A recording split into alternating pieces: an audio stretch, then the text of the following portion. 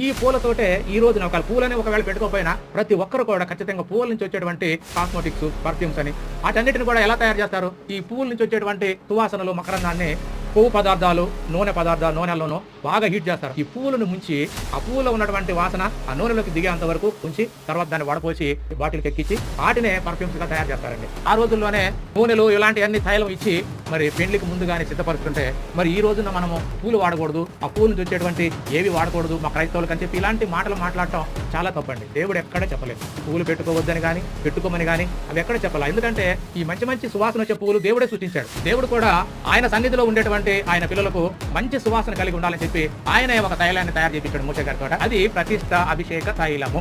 ఈ తైలం తోటి దేవుని సన్నిధిలో యాజకులుగా పనిచేసేటువంటి అహరోనును ఆయన కుమారులను కూడా ఈ తైలంతో అభిషేకించి వాళ్ళ బట్టల మీద కూడా స్ప్రే చేసి వాళ్ళు ఎప్పుడు కూడా దేవుని సన్నిధిలో మంచి సువాసన కలిగేటువంటి పరిచారకులుగా ఉండాలని దేవుడే కోరుకుంటున్నాడు.